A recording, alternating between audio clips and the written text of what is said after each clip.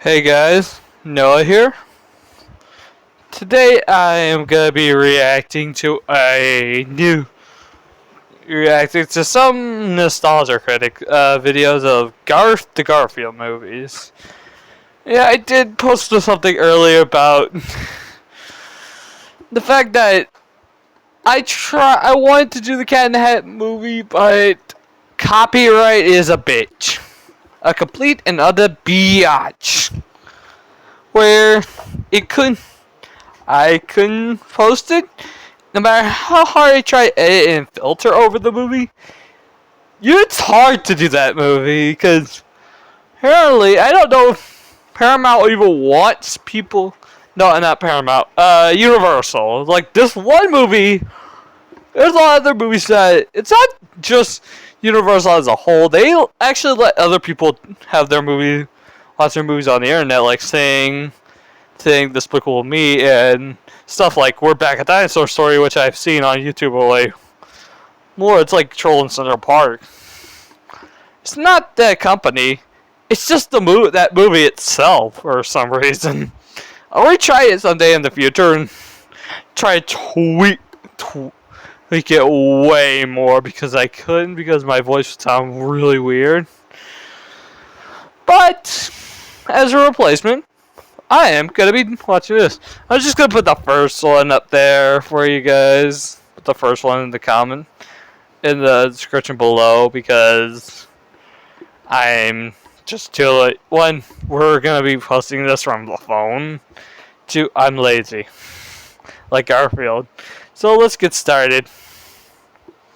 We open as we usually do with a southern narrator talking over flat landscapes, probably shot by Roger Deakins. They leave just enough space for the credits to go over, but they rarely take advantage of that.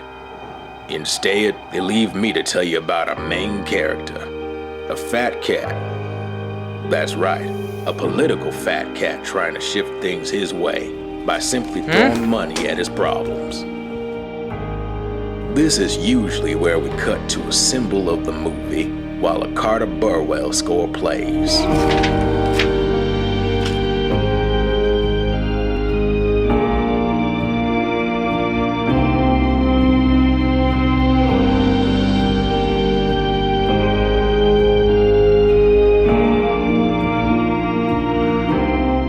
And even if he was a lazy man, quite possibly the laziest in Muncie, Indiana, he would push it pretty far by staring at his calendar so he would know when Mondays were coming.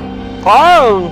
Honestly, we hold on these awkward stares to a point where it becomes gimmicky, but the critics seem to like it. But even fat cats have owners, like John Arbuckle here, played by Steve Buscemi. You got a job to do, man. I give you money so that you can spend it on keeping those rat spies out of our political house.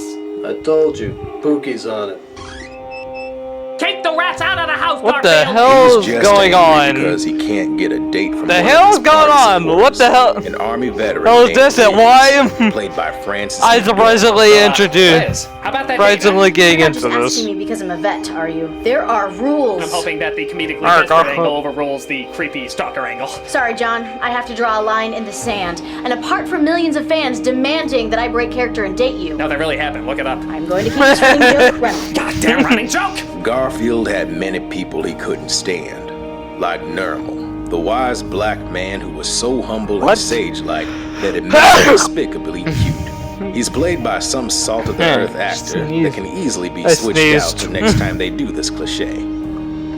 Yeah, he'll do. Suppose we should probably do that simple plan turns into complicated mess thing. Those always seem popular. You know, your best friend's been taking half the shipment, right?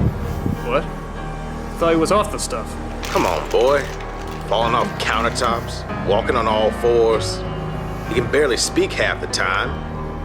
I'm just waiting for them to review the movie. What is with this? Abu Dhabi. What's with this dumb?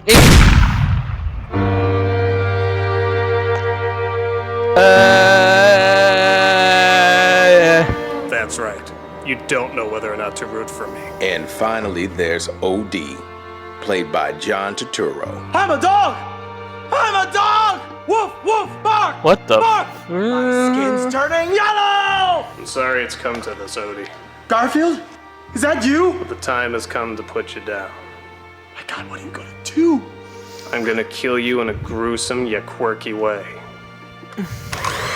No, Garfield! The audience will be emotionally confused!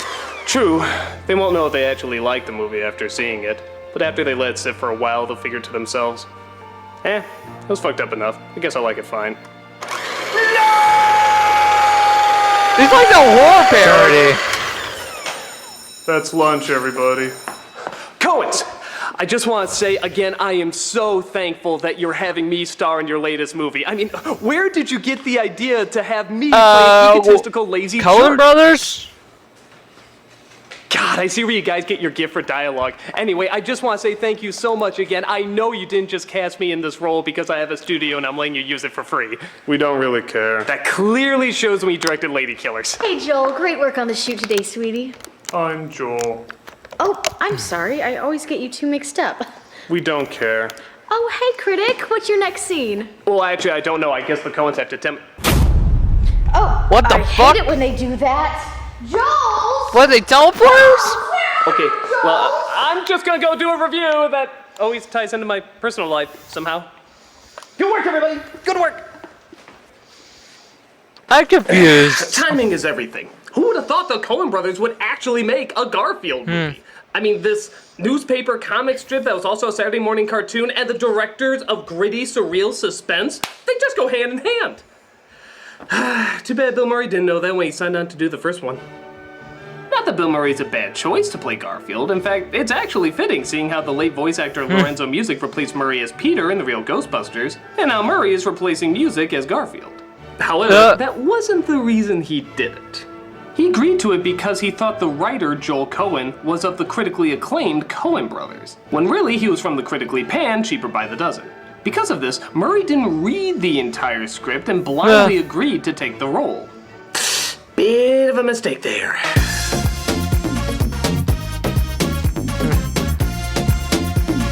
What followed was a painfully painful bit of pain that's so bad that even Murray's talent couldn't save it. Fans of anything Garfield could quickly see not only did this have little to do with what made the character so entertaining, but it was going to punish you for liking those things to begin with. It's a hard one to watch whether you're a fan of the beloved cartoon or not. Okay. There's a lot of kitty litter to get through, so let's start scooping. This is Garfield. As the credits roll, we see pictures of a man who clearly likes his pet too much, who wears a suit in a picture with your cat unless you're a Bond villain, when we get our first glimpse of our main character. I hate Mondays. By God, is that hideous? Not only is he sinfully ugly, but the CG is so bad that I actually think the hand-drawn commercials from the past look more convincing. He looks like Grumpy Cat if she was shit out by Chester Cheetah. Just to give you an idea, these are the hard drives of jokes I made just based on his appearance. But, seeing how it's a short review, let's just stick to the best of the best. The sun-kissed tumor seems to do things associated with Garfield. He eats lasagna, annoys his owner, John, played by Breckin Mayer, who we pray to God will make fun of this in Robot Chicken. Thank you. And talks with annoying friends like what? It just seems like a weird thing to do. Who the fuck is that? A dog into a house that already has a cat. Maybe you heard me wrong. Hangs out with Nermal. Come on, it's just across the street. We're cats. We like milk. Atta boy, Normal. You're really going with that, huh? That this is Nermal? Last time I checked, Nermal was said to be the world's cutest kitty cat. He was innocent, had a sweet high-pitched voice, and Garfield resented how adorable he was. Here... Well, you got that he's a cat! Yay! Fucking well done! You looked on the back of a DVD box! Hey, it makes even less sense because Garfield doesn't have any reason to hate he's a cute him. cat. He's not cute, he's not a kitten. He doesn't really even do anything that annoying. Yet Garfield still puts him through this incredibly implausible mousetrap stunt. Come to Papa, baby. There we go! I can see my house. Got milk? Wow. You were really proud of that one, weren't you?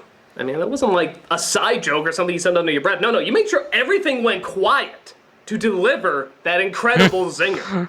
Got milk? Oh, bam! It's a thing that's said and now you said it. It works on so many levels. Hey, I got one. Got any idea what the fuck they were thinking when they made this god-awful piece of shit movie? I'm sorry. I know I'm only 5 minutes in, but I can just tell pain is guaranteed on this viewing. It actually says it on the ticket stub, as required by the FCC. Pink hair. Mouse! Get him, Garfield! Pink guaranteed. He also What? spends his time socializing with a mouse named Louis. Louis, what are you doing in the house when John's home? Sorry, Garfield, man, I couldn't help it. John's got those macadamia nut cookies I'm trying to maintain. As long as you understand, I have to eat you. You know, this conversation is so believable. I mean, between the annoying orange tribble I know isn't there and the mouse that's clearly being tortured by someone waving cheese above him, I'm really enjoying how these two fake effects are not distracting from the moment at all. He also enjoys, as you probably observed, making really forced jokes. That cat's puss is everywhere. TV, newspapers, T-shirts. Who would want that kind of exposure? Well, if it leads to a cinematic testicle chop like this, I suppose. Let's go for a ride to someplace you love that always leaves you feeling pampered and refreshed. Chuck E. Cheese. I would love to go to Chuck E. Cheese. For you? What about product placement? Are we going to I would product actually like to placement? take my I'm little gonna get sister really good actually by to Chuck E. this shit. Cheese. He takes the pumpkin cancer to a vet named Liz, played by Jennifer Love. Or David Some Buster, part of me's always maybe. wanted to know what it'd be like to have a pet that actually wants to Oh play with god, 2000. You're a good friend. And you probably noticed the main problem with her, as it's the exact same problem with John. They're both too good-looking and bland. Don't get me wrong, both these two have done good stuff in other films, but who is John? He's a doofus, he's a dork, he's a loser that always strikes out. Okay. Who is Liz? She's a cynic, she's a smart mouth. She doesn't care to impress anyone, especially him. Here, they're a fucking greeting card commercial. They're not funny, they're not smart, they're not quirky, and their chemistry's about as convincing as this nurse holding a wad of lifeless air. Oh, sorry, Garfield. But Liz decides to give John a dog. Kinda random. His name's Odie, and he's not gonna make it if he has to live his life in a cage. He needs to be loved. Okay, couple of things. One, there's gotta be a ton of dogs around there that don't have homes. What makes this one so special? Second, fuck you, that's not Odie! I mean, what the hell? If Garfield can look like a computer-generated abortion, why can't Odie look more like the cartoon? I mean, for fuck's sake, at least make him like a beagle or a basset hound. I mean, what the piss is this? Are you trying to go for the Goomba Award and making something that looks like something not look like something? At least he looks The majority cute. of the characters look nothing like the ones they were based on. It'd be like totally changing characters around here, right, Santa Christ? Yeah, what up, a bitch? Oh, fuck you, ho. I got a rocket ship and a Harley. He sure is acting strange, isn't he, Devil Boner? Oh yeah, totally strange. Devil Boner? Oh, I'm definitely Devil Boner. You wouldn't call me Devil Boner if I What wasn't the Devil hell is Boner, going on right now? Guess I can't follow you on that one. What do you think, Uncle Yo? Yeah, I don't really know what you mean. I'm still the high-pitched New York Jew stereotype you've all grown to love. Ow! I just stepped on my foot! Ow! Oh, that's really gonna ruin my day! Nope, you seem exactly the same. That son of a bitch! I knew I kept that gun from the Ponyo review for good reason. Time for a sudden crossover. Ow, ow, ow, ow, I stepped on my own foot. Who's this nerd? Oh, this is gonna ruin my day. So they take Odie home to John's Hollywood rich house paid by no seeable occupation, where Odie and the Lorax's don't seem to get along. You can tell, of course, because they have a dance off. Get that weak stuff out of here. Is that butt broken? Walk I mean, this is the same thing as watching a movie. Well, I hope you're blown away by this, folks, because it takes up a good couple minutes. I mean, I want to watch this actually in the Before future. you stepped up to someone of my level. Huh. Yeah, have you ever wanted to entertain your baby while punishing him at the same time? At least Sure, Garfield keep your has nutsack fans. dancing here, This and it'll movie be a has nightmare for fans. Oh, come on with that. I never thought I'd say I actually kind of like the music. You could be watching actual cat videos and probably get a lot more out of it. So John and At Liz least take they Odie to a actually dog show that decided she to has do a- judge. Oh, are they go gonna try more and subdue him or practical. something? No, they just brought him so he could watch. Bizarrely useless. But Charmander's pubic hair follows and naturally gets in trouble. I'll catch up with you. It's probably just a mild concussion, or maybe I'll get a CAT scan. A CAT scan! Quick vote. Do you think the writer worked hours on that joke? Like, stayed up super late at night, coffee after coffee, trying to perfect that joke? Or do you feel he ate some paper, drank some ink, and farted out a screenplay? I am watched by good people. The dogs chase Wilford Brimley's urine-stained mustache while Odie gets up and starts to do this. We certainly have a new star in the arena. Ladies and gentlemen, this is amazing. Well, I guess it is kind of amazing. I mean, can science explain this? A dog on his hind legs? It just never happens. This is amazing. I mean, fuck the mod-ugly cat that can do karate moves, dance, and leap beyond any realm of reality. This dog is on Got his the booty! hind legs! Hey, I'm kind of liking this. Of course it deserves a standing ovation. What are we, just blind to miracles? Fabulous dance. The front page of the newspaper, naturally. This is big news, people. A dog stood on his hind legs. This is amazing. Let's see what else they'll applaud. Oh, look, shiny keys. My fingernails. Air! Well, I think we found our real headline. Town high as hell. Now I'm starting to see why Garfield eats so much. I thought it was gonna go somewhere dark with that joke. I thought it was gonna go somewhere dark with that.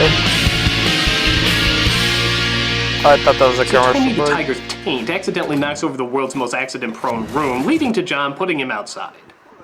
Wait, he puts the cat outside? That's really fucking dangerous. You know me. I'm too lazy to try to destroy your house. Yeah, I'm too lazy to destroy a house, but not have several dance sequences. You can't kick me out of my own house like I'm some kind of animal. Thanks for the lack of collar, by the way, in case I get lost. You're a seriously terrible owner.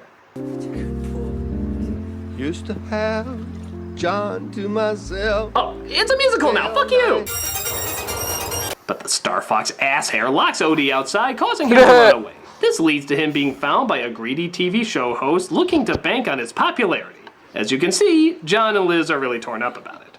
We can't go out tonight. Why not? Odie's run away. What? That almost made me change my facial expression. If I cared, I'd be really upset. I can't find him. Why didn't you just tell me? I guess I figured he was the only reason you were spending time with me. Wow. I really believe they were asked to say those lines. So they go looking for Odie, but the wet Oompa Loompa armpit sees him on TV. You're gonna miss this. He's the small one. The small one in the guy's hand. Christ, can I take this time to say that the product placement in this film is not only bad, it's Man of Steel bad. It's fucking everywhere. Not only is it in every scene in the movie, but it's in areas you wouldn't even see in real life. Who the fuck puts Pepsi and Wendy stickers on their train set? Or did Pepsi actually say to their marketing team, you know what market we haven't tapped yet? Train sets. I mean, I was gonna invest in this. I mean, in a cold car. We gotta go where the I mean, have you seen racing competitions? How much they put? Popular demographic. They put advertising on there. Thank you, Wendy. So Tigger's colon decides he's gonna try and find Odie himself. Or knock off Tigger. Can't do this. Yeah, he's barely out the house. He's barely out the house. He's barely out the house. He's barely out the... Yeah, let me just look ahead here. Yeah, he's barely out the house. If we guess the jokes before they happen, can we make the movie go faster? He gets the help of his friend Lewis, who's now in the city.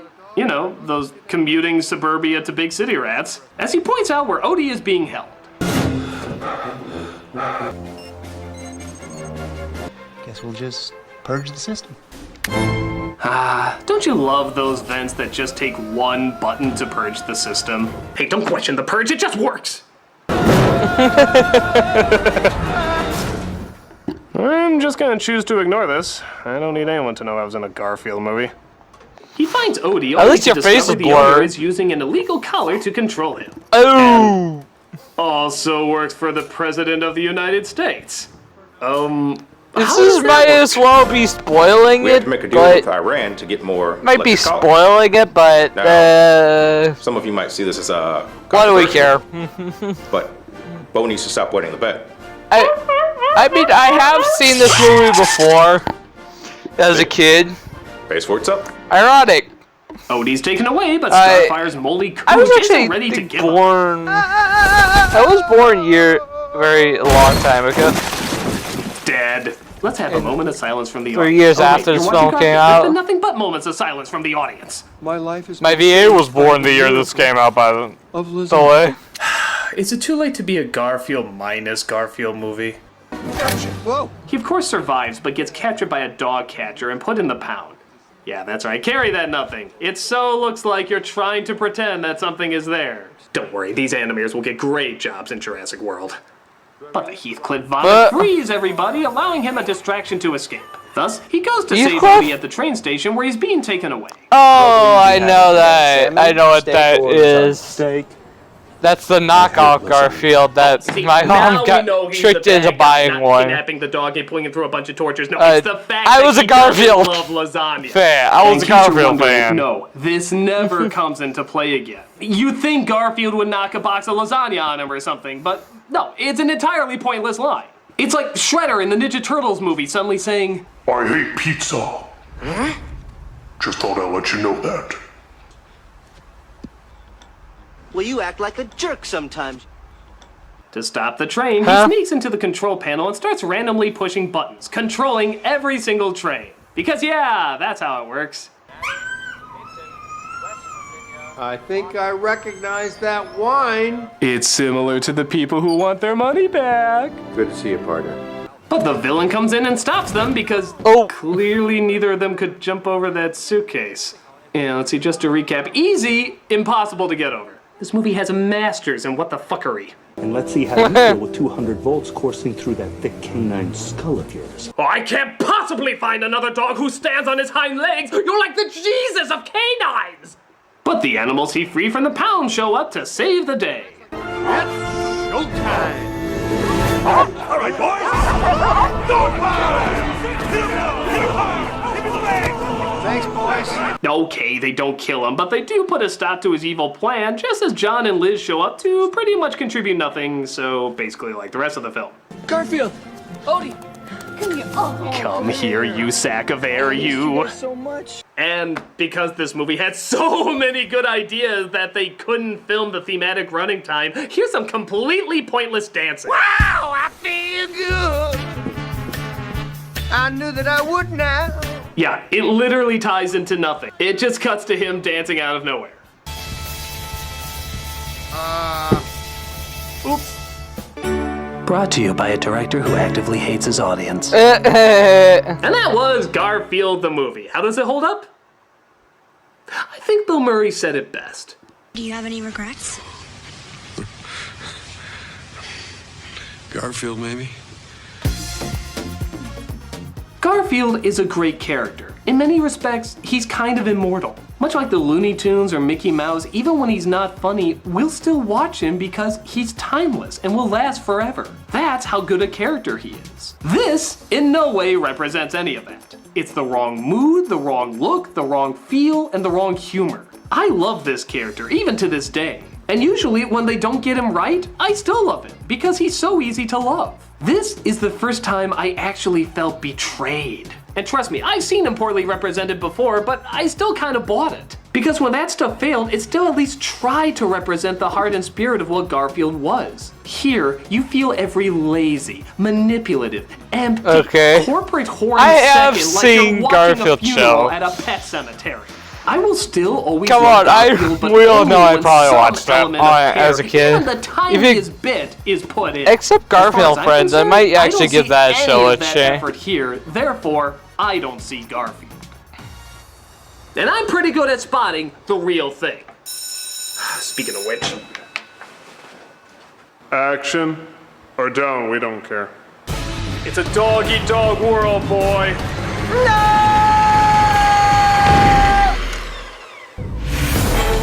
Sled tasting time, assholes! Ooh, that is loud. Ah! Who the hell was that? Beats me!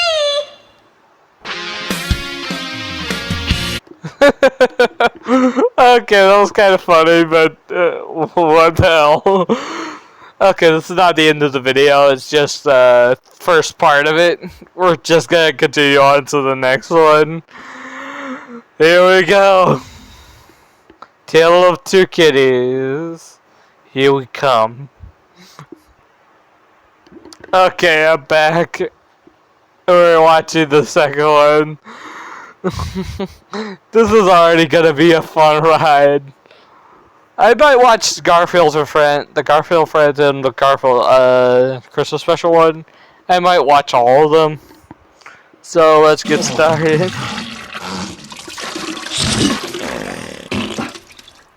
Hello, I'm the Nostalgia Critic. I remembered so you don't have to.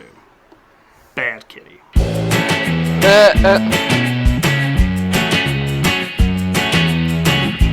We all know Bill Murray duped himself into Garfield 1 thinking one of the Coen brothers wrote it, but his contract included a sequel, and because audiences love to see this man punished, he got one. Garfield, A Tale of Two Wait, what Kitties. was those movies? We all know Bill Murray I duped saw himself one of into them. It was Garfield 1 Osmosis thinking Jones, a one of the movie I Coen saw a lot brothers as a wrote it, kid. But his contract included a sequel, and because audiences love to see... Well, a little bit. Bill Murray, Larger Than Life, Osmosis Jones. That was a good. Well, Osmosis Jones. I'll agree with him on there. The Bill Murray part isn't as good. It's not bad, but it isn't good. The man who knew too little. What the hell's that? This man punished, he got one. Garfield, A Tale of Two Kitties, continues the Garfield movie tradition of having practically nothing to do with Garfield. He dances, has a ton of energy, tries to help those in need, and looks like a heavy hallucination from Pink Floyd's The Wall. But he likes lasagna, so I don't know. Ironically, I'm not saying that this film is just as bad as the first, but this is an analytical review series, so just saying honestly, a block of ginger pubic hair probably isn't going to be enough. So let's take a look with greater detail, something the filmmakers obviously didn't do. I think the sequel looks a little, his CGI effects looks a little better. Crayon. I just assumed the whole script was written in it. The film starts off with a surprising narration from Rusco Lee Brown, the narrator of Babe. Once upon a time, in an English castle, there lived a pampered personage. Oh, knock off the elegance and dignity bullshit. You're Garfield, too! Prince knew no other life than a life of luxury. Oh, did I mention that Prince was a cat? Yes, I'm kind of a bad narrator. Oh, did I also mention that takes place in the year 3021? You're fired! Oh, bother. So as you can quickly imagine, this cat named Prince looks exactly like Garfield and is obviously taking influence from Mark Twain's The Prince and the Pauper. If that's so, why is your title satirizing A Tale of Two Cities? In fact, why did the opening credits have fairy tales? None of these things are connected! This has less to do with Garfield than the rest of the movie has anything to do with Garfield! We then see our main character, Garfield, who's pretty athletic for being so heavy. You guys do know what a cat is, right? As he discovers his master John, his interject style is pretty good. Who Garfield apparently doesn't like. Whatever happened to John? My metalhead guy, my dude. You were so much cooler when you wore a mullet. Now they're suggesting that John had a mullet. Did he? But Liz interrupts his big question because apparently she's been invited to don't know if I can say I buy that, but I would love to see that. Because she's nursing a sick chimp, and they asked me. Ah, yes. Jane Goodall, Liz the vet. I totally understand this choice. That's like saying, what? We can't get Rudy Giuliani to open the 9/11 museum? We'll bring in Paul Blart Mall Cop. That's a fitting replacement. We do the smart thing. You moron. John decides to follow Liz to England, where we see the owner of Prince has died, and so a stretched Stephen Colbert reads the will saying who gets what. I leave all my worldly possessions to my beloved kitty, Prince the 12th. I, Prince, the new lord of the castle? That's right. Legality be damned. Cats can now own property and titleship. Come on, as if anyone would be stupid enough to give uncontrollable power to a dumb orange narcissist with no experience whatsoever. Even if they did, I imagine his inauguration would be about this big.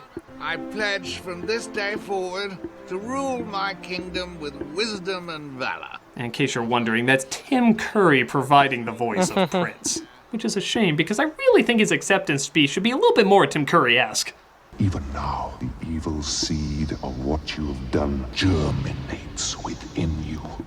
The solace of the shadows and the dark of the night. Sunshine is my destroyer.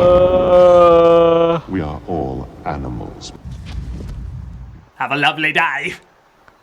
Prince's rule Oh my obsessed the god, his original teeth owners, look not the weird in darkness, that one played by Billy shot. Connolly, who was very clearly chosen because John Cleese wouldn't do it.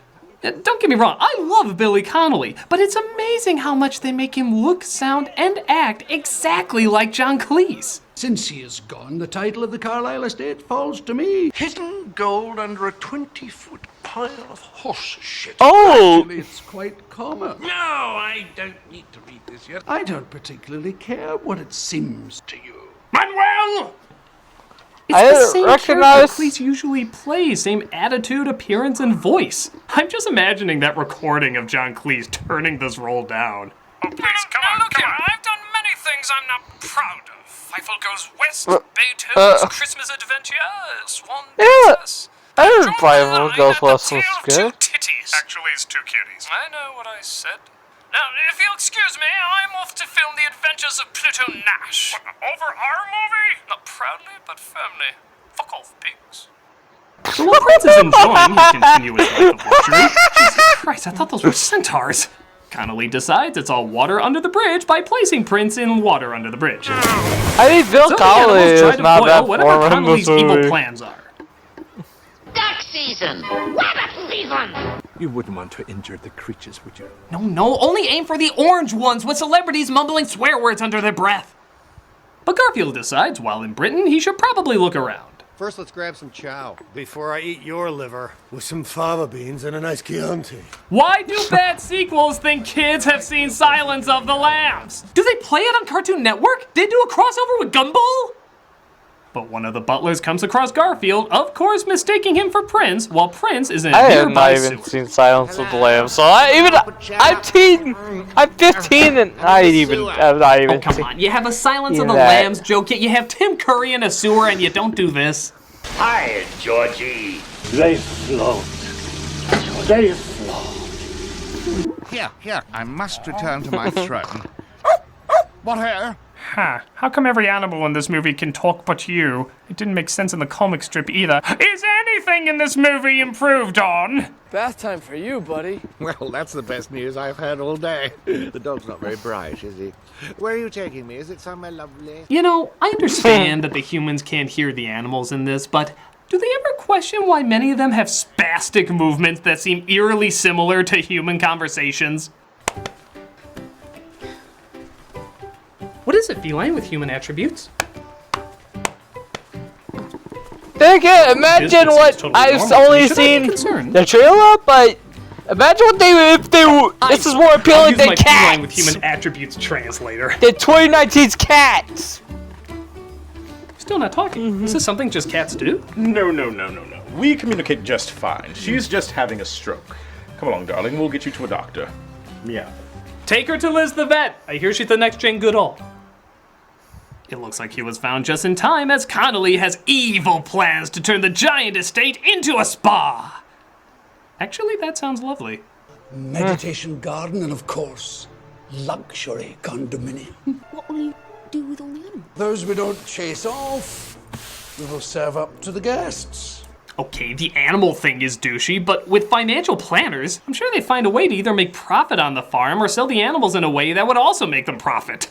I mean, what's the alternative? There's just a big house for a cat? Call me crazy, but I'm totally siding with the bad guy in this. Do something with that place! Make it more than just a very expensive litter box. But screw that. Instead, we have to have Garfield stand in for Prince so that the estate can continue to burn money.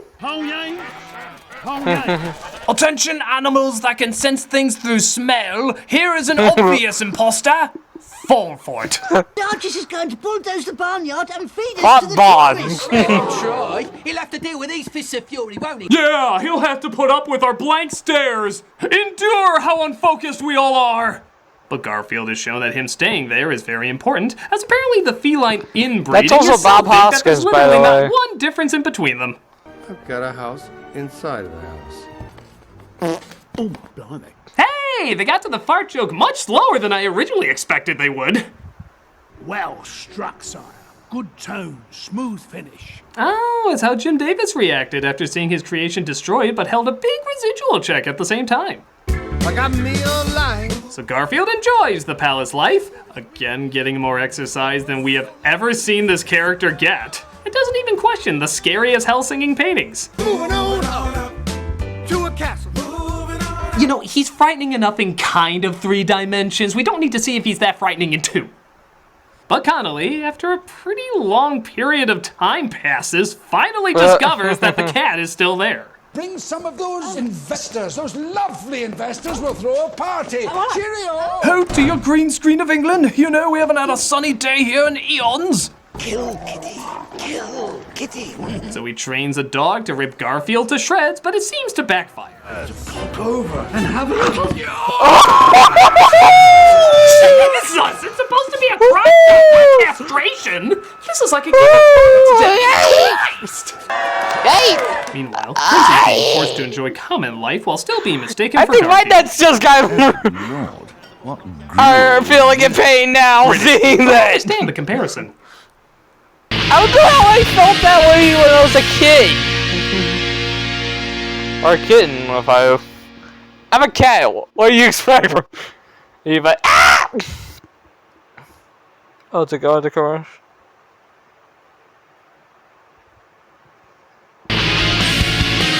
I was about to say, was it going to commercial break? Later in the day, Liz coincidentally takes a tour of the palace Garfield is in. I'm as shocked as you! If I may. Also, I'm a dude a cat who doesn't wear anything. No, that's Liz! Very... Oh my God, we got rid of that good old bitch! You're the real connection to the animal mind! Hurts even more. What would you say if I were to donate one of my priceless oil paintings? That royal sleaze is hitting on Liz. The person I was trying to keep out of my life and now I suddenly care about for no reason. She's as smooth as a slip and slide becoming a slip and sandpaper. You moron. Connolly throws him in the dungeon, but his animal friends are there to help him get out. What'd you finally hear my stomach growling? No, but we heard your tiresome monologue.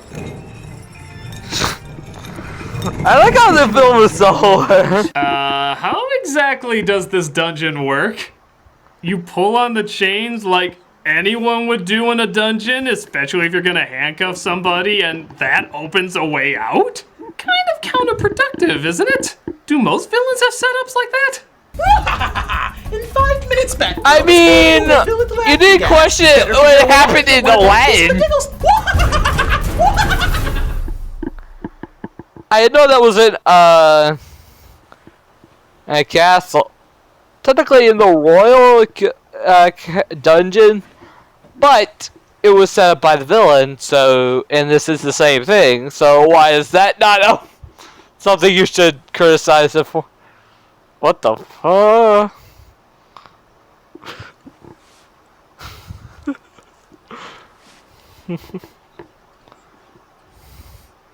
Outside the dungeon, Garfield finally comes face to face with a mirror in the garden. What?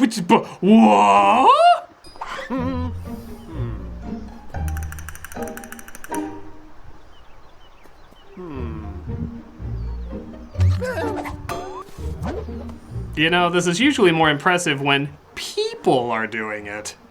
You know, instead of animated vomit stains that you can move however you want. 2 people moving in exact unison is very impressive, but when one animated cartoon moves exactly like the other animated cartoon, it just kind of looks like you copied it. What's that movie? Oh, yes, of course. It looks so realistic, I didn't even know it was CG. I'll bet he's just using that as an excuse. But when Prince returns, it looks like he just wants to run away from Connolly. Garfield, again, in typical Garfield fashion, applies his bravery and self-motivation to inspire the others. You know, I have to believe we can do better. We don't leave. We stand and we kick royal butt.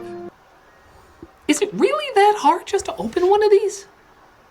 But this movie's not done trying to be the next Santa Paws, as all the animals come together to foil Connolly's plans. Stupid cat! Oh, yeah, you never know when you might need a mace. Good to have those lying around. That must have been great on those tours we see all the time. Feel free to touch the mace. Take one home as a souvenir. It's a great form of punishment if you can't show them this movie. After the animals give Connolly the runaround, he takes measures into his own hands. Get the ass pipe. Got an ass. Let her go. All But, in good time. wow, this was shorter than Rich. Not Liz! She was gonna cure animal cancer! That's Liz! But one weasel bites off another weasel. What's the point? We know there's nothing left up there. And everybody seems to be safe. I'm trying to get up to ask you something all week. I don't even know what he bit in it. Liz, will you marry me? But I don't hope it wasn't in the you know what. Marriage. That's what this was all about. Garfield getting over his hatred of Liz and his love for John by being separated from them in most of the movie and learning absolute squat. Tell me the credits are around the corner. Oh wow, it's like the next scene. This movie wants to end itself as much as I do. So that was The Prince and the Pussy. I mean furry tale theater. I mean A Tale of Two Kitties. Yeah, seriously, why is it called that again? It pretends to be funny, moralistic, and just like Garfield, but it's dull, unfocused on the message, and has more to do with dental surgery than Garfield. I mean, A Tale of Two Kitties. Thank God. Prince of the Pauper. That is kind of clever. Gotten worse and worse. They start from a place that had little to do with such a likable character and only strayed further and further away. My advice is not to look at any of this kitty litter anytime soon. And that's the last movie for sequel month, and thank God. Can you think of anything good this experience has given us? Bill? He's always been here. How could you forget Bill? Okay, I'm probably gonna watch one more. Oops, I kind of pressed it too early. Pressed the button too early. Anyway, I was probably gonna watch one more video, which is the Garfield and Friends video. Let's get started. Let's get on. Let's get on. Okay, we're actually now watching the final video. Well, maybe I'll watch the Christmas one. Even though it's not Christmas, but I just let it in. Probably end it off on a nice note. So what the heck. But before that, I actually need to do something real quick. Okay, I'm back. I was doing something real quick. I was actually using the restroom and stuff. Yeah, no TMI, but I just really need to. Oh, but here we're gonna be starting this off, and I just thought of something. Well, maybe no. I was gonna say something about the Garfield movies, but I like those movies way too much to hate on anything of them. I know they're not the best, but they're not terrible either. Fresh, delicious, pre-measured ingredients and simple chef-made recipes delivered to your doorstep every week. Also brought to you by Raycon, earbuds that look, feel, and sound better than ever.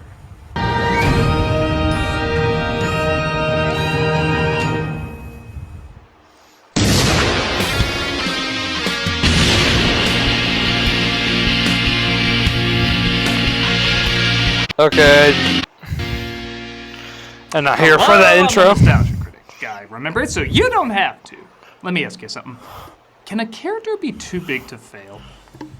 If Mickey Mouse is in something bad, people are still gonna buy his products. If Snoopy is in two things that are bad, people are still gonna love him. If Superman goes down the route Superman went, there's still gonna be a fan base. These are characters that if Snoopy is in two things that are bad, people are still gonna love him. Stuff from if Superman Quest for Peace goes down the route. Yeah, Returns of Superman. Superman went. There's still going to be a fan base. These are characters that are so popular they don't need everything to be a success because people look at them and will always see something they connect with in a positive way. And when you think about it, there aren't a ton of characters like that. I mean ones that could last over 100 years in new stories and they don't need to be good to still sell merchandise. With that said, is Garfield one of those characters? I'll admit, I was obsessed with Garfield when I was younger, and it's amazing to think he's still around so long after his creation in 1978. But compared to characters like Bugs Bunny or Woody Woodpecker, that's not very long at all. Yet I feel like he's cemented himself in this too-big-to-fail role. Even after I've ripped apart his movies and made a joke or two about his comic strips being pretty uninspired as of late. Absolutely none of that brings down my enjoyment of this character. Cemented himself in this too-big-to-fail role. I didn't even see that. I have not seen... comic strip.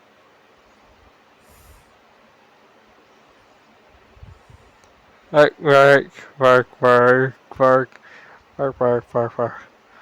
How's business? Booming. Okay, that was kind of clever.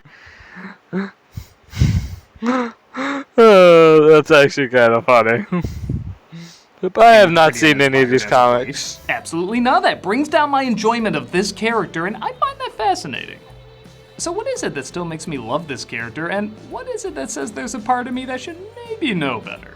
Well, while the highlights of Garfield can probably be seen in his early specials, like Garfield on the Town and the Christmas special and so forth, I feel like both his strengths and I might actually watch the movie Garfield Gets Real.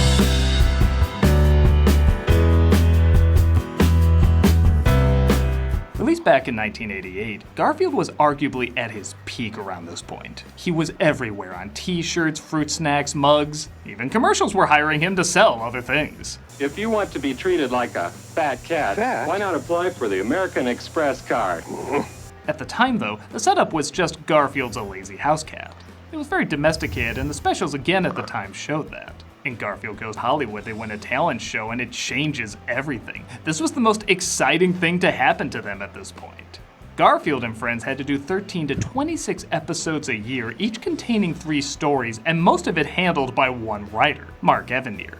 It probably goes without saying they didn't keep it to the lazy antics of a domesticated house cat because that wouldn't get too many exciting stories. So the show got a lot crazier with mad scientists making robotic versions of Odie, the TV coming to life, aliens visiting, pretty much every Rush Saturday morning idea because after this I might do a movie watch to replace the Cat in the Hat voiced by the legendary called of Garfield Gets Real. Why he has so much staying power. I'll do something because there's actually on the official channel a free version of that movie. So if we can't go big, we might as well go.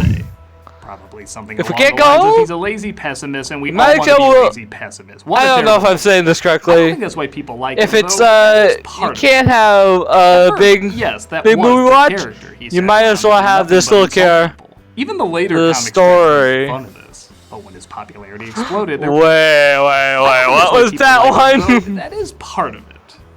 At first, yes, that was the character. He sat around and did nothing but insult people. Even. So I was you, huh? A long time ago. How did I see out of those itty bitty eyes first explain how you stand on those 2 spindly legs? Oh my god, they're just mocking each other. The later comic strips would make fun of this, but when his popularity exploded, there were other elements that made him so lovable. For example, if he was so lazy, why would they open the show with him dancing? Why does he always seem to be full of energy? Why is he considerably slimmer than when he first started out? If he hates everything, why does he seem so playful? Why does it look like he's having fun so much at the time? Why does he try to save a friend if he doesn't care about anyone? Being a lazy pessimist is what he enjoys, but it's not who he is. Those are, how do I put it, his hobbies. There's a sense that he's an excitable little kid and a cynical old man both at the same time. Which having cats of my own, I can assure you. Oh, they're so cute! The two opposites complement each other because he ironically works hard. I might just keep this the last video. A lot of energy into making a giant sandwich if it means he can eat it. He'll come up because my VA has seen the Christmas special one today. If he does something terrible to a character, you can tell he knows somebody will stop it before it goes too far. He won't exercise, but he'll play. He won't do chores, but he'll work for what he wants. He mocks people, but knows if they weren't there, he'd have nothing to entertain him. Put simply, Garfield has fun working his ass off to be lazy, and I think that's what people connect with. The show, in a strange way, is very similar. Keep in mind, this is back when most kids' cartoons looked cheap and were only around to sell toys. Garfield and Friends did indeed look cheap. Look at the backgrounds, for God's sake. It looks like a mix of finger paints and crayon. Clearly they were told, just draw until you recognize what it is, then stop. They clearly had little time to work on this. What makes up for it, though, isn't just the lead, but the writing that tries a little harder than it needs to. Make no mistake, this is not phenomenal writing, but it does put in a little extra work even though, because of the character's popularity, it wasn't necessary. Even when there's stories about robots and monsters through a lot of fourth wall jokes, they make it clear they're not supposed to be that invested. I actually feel like they subtly mock themselves and what a shoestring budget they have all the time. In one episode, there's a movie they can't escape because it's everywhere, almost like how Garfield was everywhere. They show how fast they just wanted to get this movie out, though, by them literally working their title to be most of the dialogue. Even the sequel number it is. Kung Fu creatures on the rampage, too. You're not Sylvia. You're one of the Kung Fu creatures on the rampage, too. There's another episode where a guy keeps scamming John by dressing up like other people. First off, most kids shows at the time would have this guy mess up John's name once and keep repeating it. But they have a different pronunciation every single time. Arbuckle? Arbuckle. Close enough, Mr. Arbuckle. You must be Mr. Arbarnacle. Right here, Mr. Arsenic. Well, Mr. Arsenio, it's my car, Mr. Arbuckle. Belongs to Mr. Arbuckle. Mr. Arbinky. Again, it's not much, but it's appreciated when you saw the writing on other kid shows. The final time he shows up, Garfield presents the possibility this could be a financial issue. Pardon me, you need a mechanic? Either that's the same guy or our budget for new actors is in a lot of trouble. There is literally an episode where they say a lot of people have pointed out the mistakes on the show. Several of you have written in lately to say that you spotted mistakes on this show. This is not possible. And they go out of their way to make as many mistakes as possible in the episode, challenging you to find them all. I forget what the final count was, but I'm pretty sure it went into triple digits. I promise you will never make another mistake on this show. Come on, boy, it's 10 a.m. Time for a midnight snack. Other shows in their styles. In one episode, Garfield wakes up in the wrong cartoon, and they surprisingly do a good job mimicking shows like G.I. Joe, Transformers, and My Little Pony. The mutant gnome flees. We're going to teach you how to be nice to everyone and never ever be mean. I want the giant robots back. There's another one where they do a pretty mean take on the care. Oh my god, that actually kind of got Everyone and never ever be mean. I want the giant robots back. There's another one where they do a pretty mean take on the Care Bears called the Buddy Bears, where no matter how you feel, you always have to agree with the mass majority. Oh, we are the Buddy Bears, we always get along. If you ever disagree, it means that you are wrong. They hate anything violent and antisocial, but if you disagree with them, they'll use brute force on you. You see what happens when you disagree, kids? They drop a 16-ton safe on you. Kinda like a version of the Care Bear stare, or, you know, the internet. So you see, kids, never have an opinion of your own. Again, this isn't riding on par with a lot of modern day cartoons, but back then, shows were so rushed and there was no time to put much thought into it. Yet they did their best with what they had.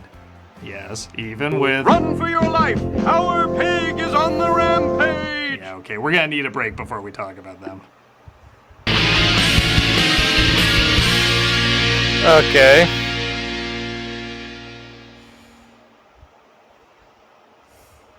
This butterfly is my soul, deep in the heart of my passion. Okay, don't care. It's me asking if I... Same quality audio as...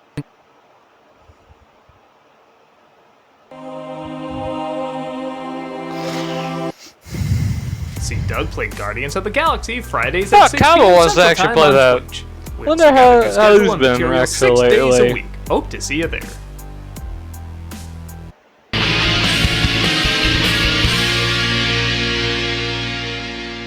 So if you haven't seen this show, you might be wondering what the "and friends" part of the title is referring to. Well, that's most people's least favorite part of the show, US Acres. It's a delightful little diner. Huh? And the service here is really swell. I want the giant robots back. This is a group of farm animals that... That's actually it, the more I think about it. It's just a group of farm animals. It was based on Jim Davis's other comic strip of the same name that had such a short run, they actually lasted longer in the show than in comic strips. And to the cartoon's cred, I didn't hate them, I just didn't like them. Both the strip and these segments were clearly aiming at even younger viewers, so the humor and characters were much more friendly. It should also be known that under the Children's Television Act, kid shows had to be educational in the hopes of battling series that were just trying to sell you toys. This is why so many PSAs appeared at the end of many cartoons in the day. US Acres usually covered that avenue because almost every episode had a lesson to it. Sometimes a Garfield segment would work them in, but 9 out of 10 times this was US Acres' department. I stood up to him and it all worked out. You don't need big muscles if you have a big brain. Gravity is important. Think what this world would be like without gravity. What the hell are you talking about? The main Orson was always big into reading books. That right there was pretty easy. Remember to read. Boom, done. You know Orson, he can't put a book away without reading it first. He'll never get him put away. Other episodes involve the importance of friendship, not being afraid, using your imagination. You know the drill. Honestly, if this was its own separate show, I don't think a ton of people would have a problem with it. It just always interrupted what was a much more enjoyably cynical show. In fact, sometimes what that cynical show was mocking seemed to be represented in these segments. A myth is a story from ancient history. Some parts might be true, but a myth was a way of explaining the unexplainable. On today's show, we're going to teach educational things. Well, folks, you know what it takes to cause me to lose my appetite. But truly, they weren't awful. As the series continued, they did get a little bit more of a bite to them. Any episode around Roy or Lanolin was usually okay because they had a little bit more meaner side. Wade sometimes got a laugh because he was afraid of everything, and Howard Morris's delivery was usually pretty good. Give it to me straight, Doc. I can take it. Wade. No, I can't. Lie a little bit. Even that clip of the Buddy Bears crushing a disagreeer? That was U.S. Acres. Oh, we are the Buddy Bears, we never have a fight. If you have a point of view, then keep it out of sight. So yeah, it did get a little better as it went along. But clearly, people were here for Garfield. Speaking of which, in between the segments there were quickies, which were animated versions of the newspaper strips. These were usually a little awkward because the animation was so cheap that, ironically, the comic strips seemed to have more life than the actual moving picture. Nevertheless, the show did prove to be popular over the years. It ran from 1988 to its cancellation in 1994, and even then it was still doing pretty well. So well that when CBS needed to make some major budget cuts, they found Garfield and Friends was pretty successful in syndication, so making further episodes didn't seem necessary. The show was taken off the air, and maybe just in time, as I guess the writers just discovered rap, and let's just say it went as well as you would expect. Oh, how I want to kick and clobber when I get covered with doggy slobber. Just last night I was having a snack and this guy comes in with a sack full of food he said was really great. Well, it's no Bartman.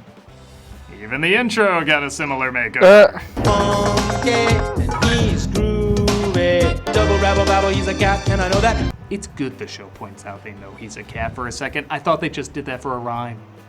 When the movies came out, they did remaster the episodes, I guess. They put them on DVD, but I guess some of the episodes didn't get remastered or not the way they wanted, so they make it look like you're watching a lower res version on John's TV. At that point, just blow up the lower res version because that is far more distracting. They also used Flash animation to redo the opening that, I guess, knowing Flash could look worse, but like I've said in the past, 2D only looks good when the movement is done through a new drawing, not taking one drawing and moving it around with a computer, which you can tell they did a lot for in this intro.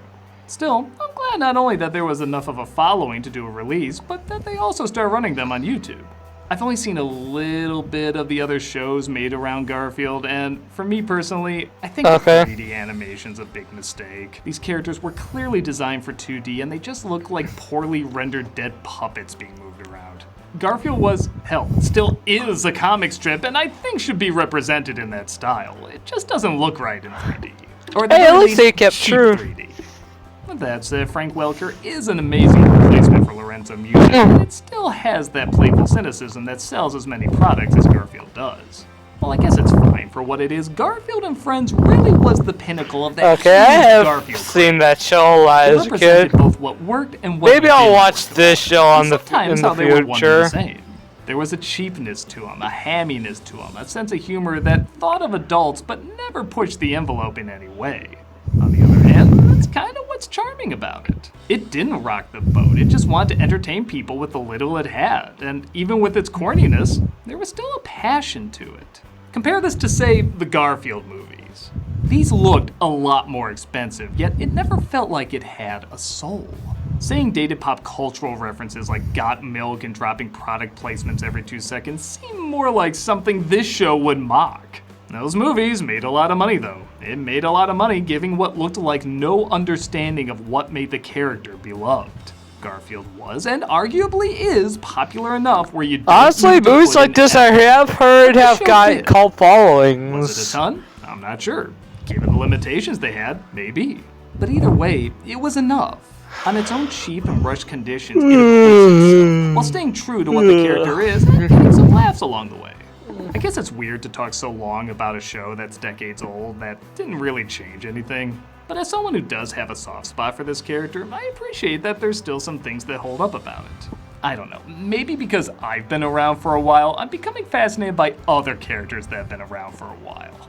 It's neat seeing how people will go from loving to hating and all the various transformations it'll go through. I don't think in the 80s people will have gotten into or even understood Garfield without Garfield. But that blew up so much years later that Jim Davis even allowed an official release of it. He was in on the joke.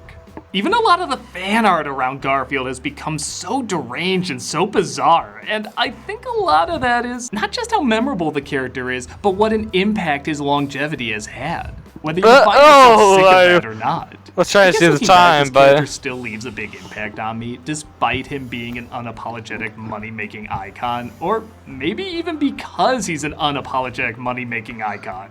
In a strange way, that kind of seems on brand for him.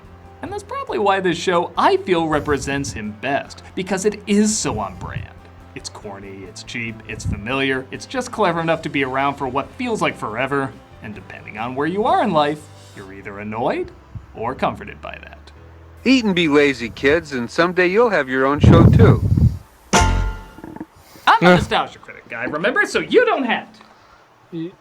yeah, I'm not lazy. Yeah, I liked you. Oh, we are the buddy. Okay.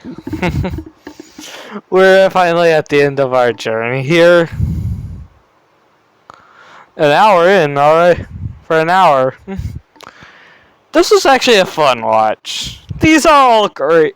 I love these. These are great videos. These are great reviews. I hope you guys enjoyed this, and like, comment, subscribe, turn on the notification bell, and subscribe for more. Comment down below what you'd like to see me watch or play next. Excuse me. Noah is out.